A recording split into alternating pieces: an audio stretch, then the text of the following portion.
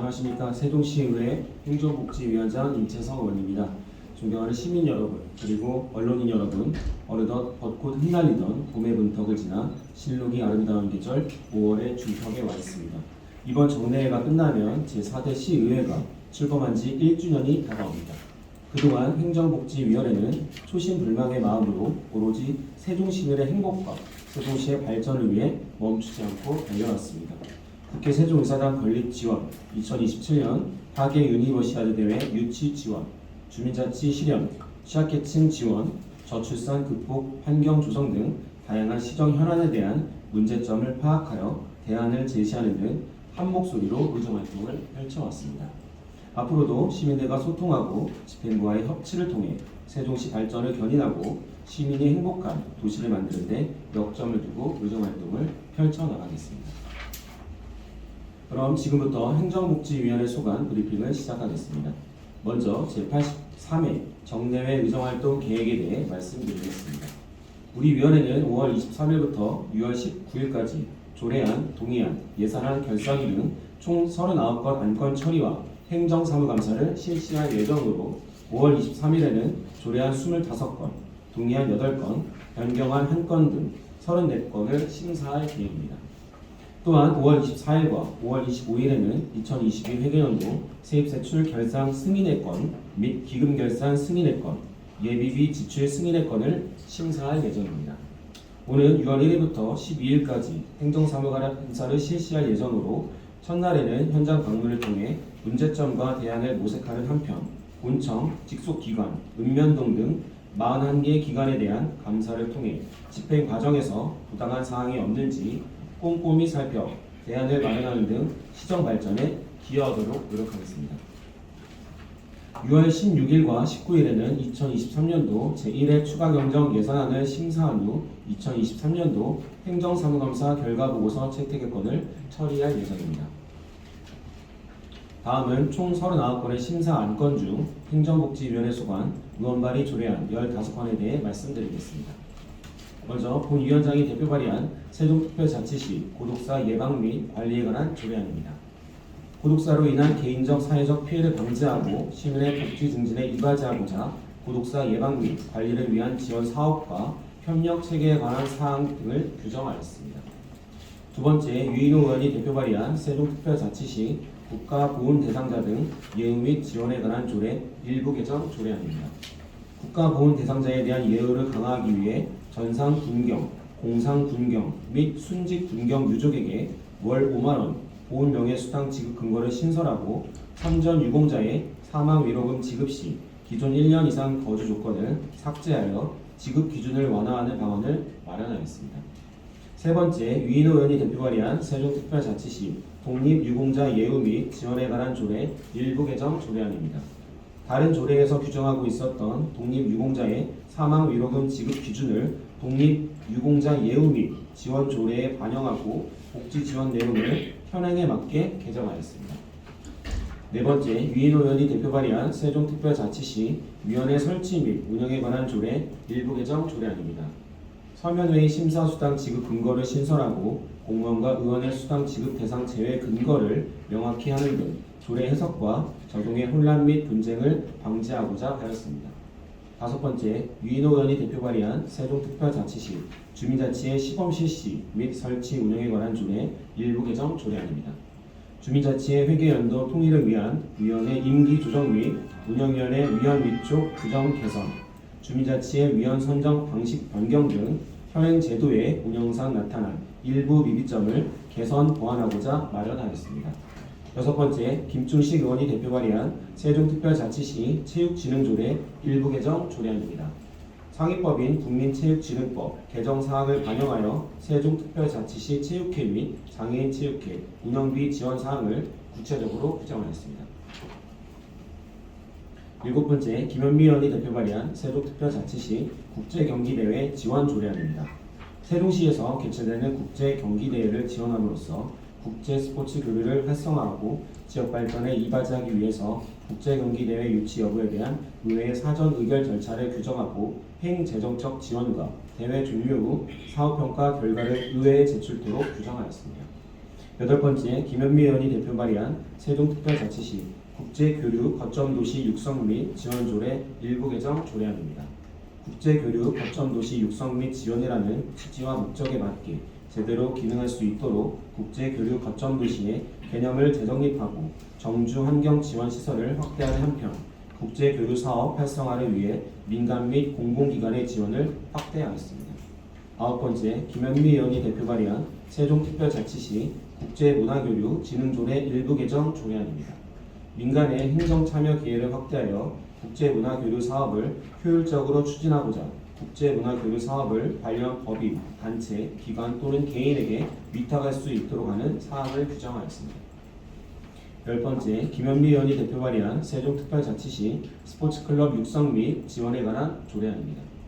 상위법인 스포츠클럽법에 근거하여 스포츠클럽 진흥 시행 계획, 수립 시행, 지정 스포츠클럽의 운영 지원 등 스포츠클럽의 지원과 진흥에 필요한 사항을 규정하여 우리시의 스포츠 복지 향상 및 체육 발전에 이바지하고자 마련하였습니다. 11번째, 김현미 의원이 대표 발의한 세종특별자치시 여성플라자 운영에 관한 조례 일부 개정 조례안입니다. 여성의 권익 증진 및 지위 향상, 양성평등 실현 등을 위해 세종 여성플라자의 기능에 정책 개발 및 조사 연구에 관한 사항을 추가하였습니다. 12번째, 김현미 의원이 대표 발의한 세종특별자치시 체육인 인권 보장에 관한 조례안입니다. 국민체육진흥법에 따라 우리시 체육인의 인권을 보호받을 수 있는 체육환경 조성을 위한 것으로 인권 실태조사, 인권교육, 인권심의위원회 운영, 신고 상담 및 임시보호시설 설치 등에 관한 사항 등을 담았습니다. 13번째, 최현석 의원이 대표 발의한 세종특별자치시 발달장애인 권리보장 및 지원에 관한 조례 일부 개정 조례안입니다. 세종시 발달장애인 지원센터 및 발달장애인 평생교육센터 운영에 등에 관한 사항을 규정하여 발달장애인의 자립지원 기반을 강화하였습니다. 14번째, 상병환 의원이 대표 발의한 세종특별자치시 예술인 창작수당 지급 조례안입니다. 예술인 복지법에 따라 예술인의 복지 증진과 안정적인 창작활동 지원을 통해 세종시 문화예술 발전에 이바지하고자 예술인 창작수당 지급 대상, 신청 기준 등을 마련하였습니다. 마지막으로 박란희 의원이 대표 발의한 세종특별자치시 예산 절감 및 예산 낭비 사례 공개 등에 관한 조례 일부 개정 조례안입니다. 예산 절감 및 예산 낭비 사례 공개 대상과 공개 방법에 관한 규정을 구체화하여 조례 제정의 취지를 제고하고자 마련하였습니다. 이번 정례에서 상정된 39건의 안건에 대해 심사 과정에서 여야 정당의 입장이 아닌 시민의 입장에서 세종시 발전을 위한 방안이 무엇인지 꼼꼼히 살피고 시민의 의견이 충실히 반영될 수 있도록 심도 있게 심사하도록 하겠습니다. 다시 한번 시민 여러분과 언론인 여러분의 많은 관심과 성원을 부탁드립니다. 이상으로 제83회 정례 행정복지위원회 소관 안건에 대한 브리핑을 마치겠습니다. 감사합니다. 다음 질의 답변 시간입니다. 이병기 국장. 질문 드리겠습니다. 세종광수 이병기 기자입니다. 네. 지금 세종시 출범이 10년이 지나고 세종시의 정체성을 이제 만들어가려는 노력들이 많이 있습니다. 스페인에서도 한글 문화도시 조성이라든지 이런 노력들 또 이제 시문화재 발굴 하고 지정하는 노력들도 있는데 이 반면에 혹시 위원장님께서는 세종 시민의 노래라고 있는지 들어보셨는지 여쭤보고 싶은데요. 세종 시민의 노래가 있습니다. 시 출범 직전에 출범 추진단에서 돈을 예산을 들여서 시민의 노래를 만들었습니다. 또 이뿐만이 아니고 푸른 세종, 또 이음다리, 또 그리고 조치원 엘레지라는 세종시를 소재로 한 곡들이 많이 있는데 실제로 지금 집행부에서 이런 활용을 많이 하는 그런 노력들이 부족하다고 보는데 거기에 대한 좀 생각이 어떠신지 여쭤보고 싶습니다. 네, 좋은 질문인 것 같습니다. 지금 세종시 출범 10주년이 지나고 이제 정체성을 좀 찾아가야 될 시기인 것 같기도 한데 지금 민선 8기 그리고 세종시 이제 4기 시정부가 들어오면서 좀 한글 문화도시 조성이라든지 뭐 비단감 프로젝트도 뭐 공약상에 있었고 좀 방향성을 지금 잡아가고 있는 것 같은데요. 그 말씀 주신 시민의 노래라든지 아니면 푸른 세종, 이응다리 관련된 노래 같은 경우도 사실 일반 시민들은 접하기 어려울 겁니다. 본 위원장 같은 경우에도 뭐 많이 접하진 않았고 뭐 한두 번 정도 들어본 것 같은데 그런 것들 좀 앞으로 활성화시키고 홍보도 좀 많이 해야 될 것 같고요. 시문화재 발굴 그리고 지정 같은 경우도 좀 더 적극적으로 나서서 해야 될 것 같고요. 그 집행부에서 뭐 사업이나 행정을 펼쳐나가는 데 있어서 우리 의회도 그런 부분들 좀 잘 진행될 수 있도록 지적하고 또 행재정적인 부분들 뒷받침할 수 있도록 그렇게 하고요. 말씀 주신 것들은 이번 정례 동안에 집행부하고 한번 좀 논의를 하고 또 그 상임위 회의 과정에서 좀 언급을 좀 하도록 하겠습니다. 또 질의하실 어른 계십니까? 최종현 부장. 포커스 주시라의 최근입니다. 네. 그 우리가 행정사무감사와 이제 예산결사 매년 하고 있잖아요. 예? 네. 근데 이제 해마다 이렇게 행정사무감사라든지 예결결사가 추진하실 때 보면 그냥 집행부에서 넘어온 거 그거 뭐 수치 따지고 하다가 그 행정사무기관을 다 놓치는 경우가 많거든. 예? 예를 들어서 그 아까 조금 전에도 말씀을 하셨는데 이거는 해야 될 일, 이거는 안 해야 될 일 갖다가 구체적으로 고쳐가면서 이게 나갈 수 있도록 준비를 해주셨으면 하는데 이번에 행정사무감사 방점은 어디다 두면서 하실 건지 그걸 좀 말씀하세요. 네. 굉장히 어려운 질문. 우선은 지금 행감의 시기부터 좀 말씀드리면 17개 광역시도에서 이렇게 5월 첫 번째 정례 하는 광역시도는 저희 시밖에 없거든요. 하반기에 있고. 그런데 이제 한 200여 개 넘는 기초단체에서는 다 상반기에 하고 있어요. 그러니까 우리 시는 지금 기초광역을 같이 하는 단체 구조잖아요. 그렇기 때문에 상반기, 하반기 둘 다 좀 맞는 코스일 것 같긴 한데 이것 때문에도 의원님들 사이에서도 이 시기를 언제 할지 좀 논의를 하고 있거든요. 저는 그렇다는 말씀드리고 그 행감 그리고 추경 이번 정례를 해나가면서 이번 정례가 굉장히 또 의사일정이 많거든요. 우선은 뭐 조례안부터 시작해가지고 또 결산도 그리고 2022년 회계년도 그리고 상반기 주요 업무도 있고 그리고 행감도 있고 또 추가 경정 예산까지 있기 때문에 이러한 것들이 좀 자칫 잘못하면 방향성을 좀 중구난방 갈 수도 있겠다. 하지만은 이 상임위 회의 진행하는 데 있어서 본위원장이 좀 방향성을 좀 잘 잡아가야 될 필요가 있을 것 같고요. 그리고 이제 결산 그리고 행정사무감사 추경 이 부분들은 연속적인 거라고 좀 보여져요. 22년도 회계년도 같은 경우에는 예산이 잘 쓰여졌는지 체크를 좀 하고요. 그리고 민선 세종시 이제 시 정부 사기가 이제 바뀌는 그런 해였기 때문에 그런 부분들 좀 꼼꼼하게 살펴봐야 될 것 같고 수치 따지고 하다가 좀 놓치는 경우가 많다는 거에 굉장히 공감을 하고요. 그런 부분들 좀 면밀하게 좀 잘 살필 수 있도록 하고 우선은 이제 그 행감 시기를 좀 더 우리가 논의를 해야 될 필요가 있긴 한 것 같아요. 지금 그런 이제 그 하드웨어적인 부분들, 그런 이제 구조적인 부분들을 일단 말씀드리겠습니다. 또 질의하실 어른 계십니까?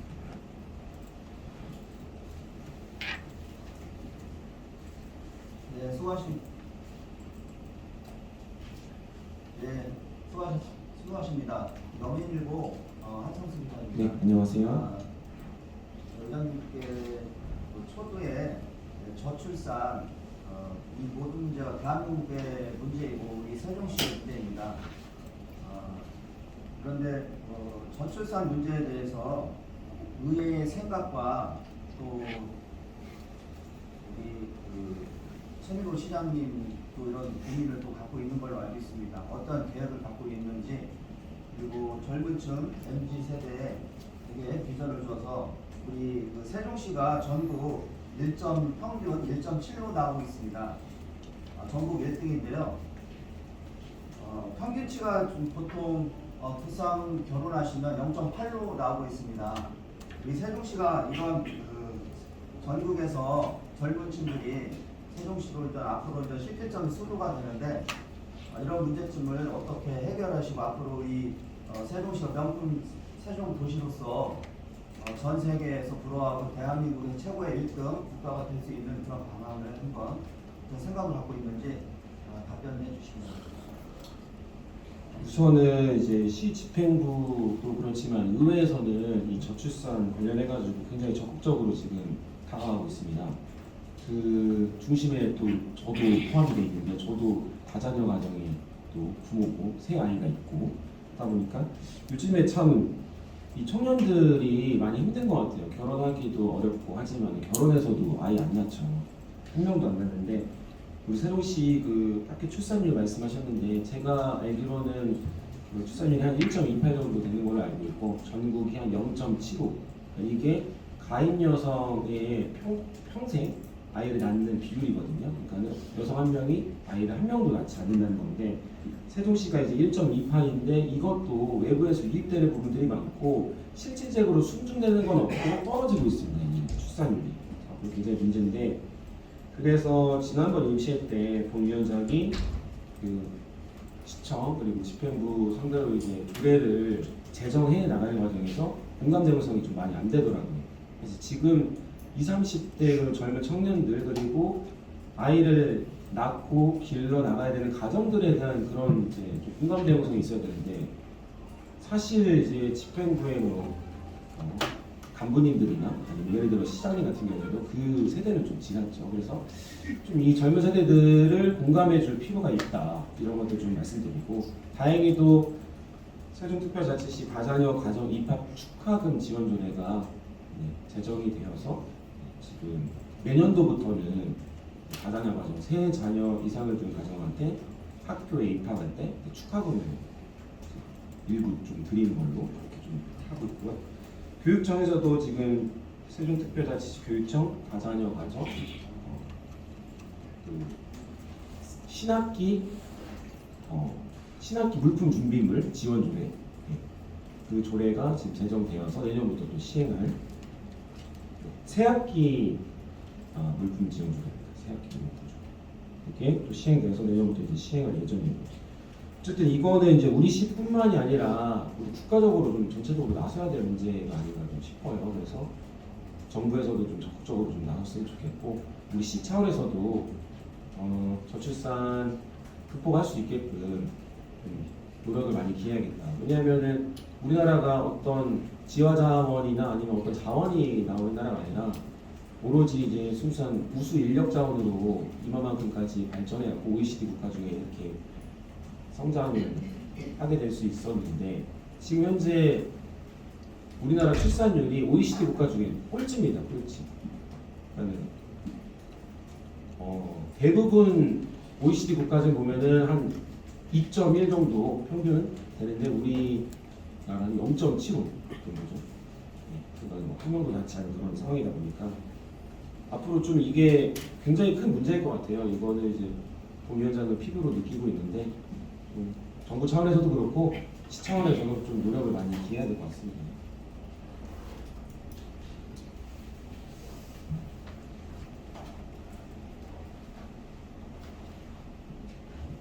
네, 이서진 경제 인장기 기자입니다. 안녕하세요. 지금 문화관광재단 관련되어 있는 부분이 지금 보류가 돼가지고 지금 여기 올라와 있지 않습니다. 지금 저희가 민주당 시의원님들 5분 중에서 지금 4분은 지금 관련된 취재를 마쳤는데 우리 위원장님은 지금 바쁘셔가지고 제가 미처 여쭤보지 못했습니다. 이 자리를 빌어가지고 여쭤보겠는데 관광문화재단 관련해가지고 시민들에 대한 부분에서 상당히 필요하다고 인정한다는 얘기가 좀 많이 있습니다. 최근 이제 강남에서 세종시가 부스를 마련해가지고 이제 전시도 하고 그랬는데 대구 경북에서 3억 가까이 쓰면서 이렇게 이제 관광 전쟁이 벌어지고 있는 상황에서 세종시는 좀 승천만 원의 예산으로 해가지고 좀 부족한 부분이 좀 많이 있습니다. 그래서 관광 부분에 대해서는 사실 지역 경제의 끼친 영향이 굉장히 크기 때문에 이제 경제 활성화를 통해 위해서라도 이제 관광재단에 대한 필요가 굉장히 중요하게 되려고 있습니다. 다른 위원님들 부분에서도 이제 관광재단 관련해서는 다 동의하는 부분이 있는데 시와 집행부와 관련되어 있는 공유 부분에서 좀 의견 조력이 없었고 의견 관련해서 이제 좀 준비가 미비하다는 부분만은 대동소이하게 차이가 있을 뿐 관광재단에 대한 필요성에 대해서 굉장히 강조하고 있는 부분입니다. 동의하고 있습니다. 우리 저기 위원장님께서는 지금 관광재단 이제 지금 관련해가지고 지금 진행되려고 하는 것 같은데 관련된 내용에 대해서 필요성, 그러니까 관광재단이 필요한지 안 한지, 그리고 만약에 이제 그거에 대해서 문제 제기한다면 어떤 부분에 대해서 문제 제기하는지에 대해서 좀 의견을 말씀해 주시면 되겠습니다. 이상입니다. 네, 질문 감사합니다. 문화관광재단의 필요성에 대해서는 적극 공감합니다.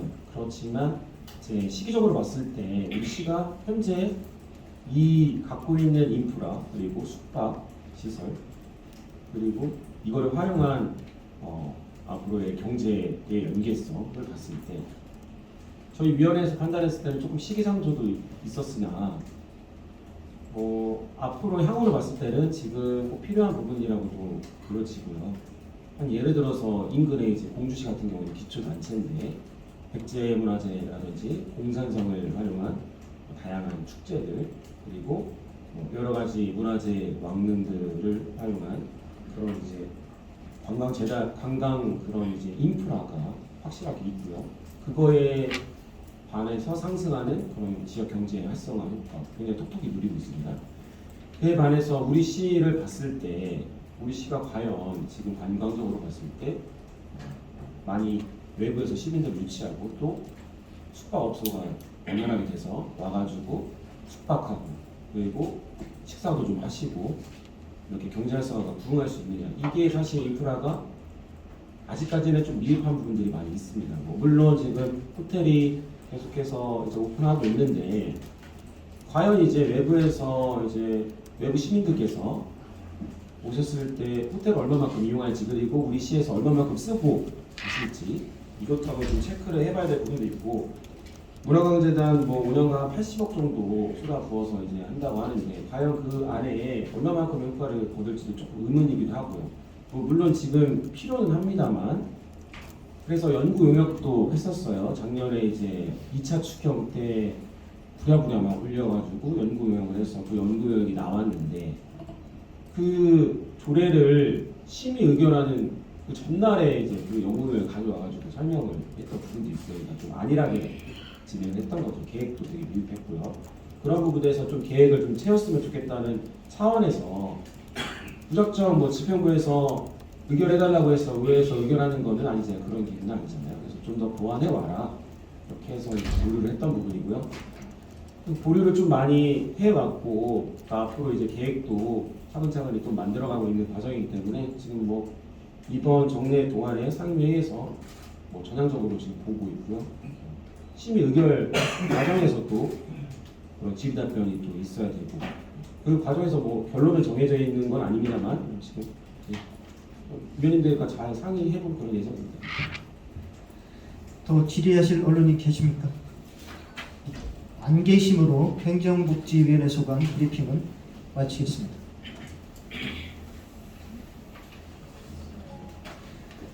이어서 이순열 산업건설위원장께서 소관사항에 대한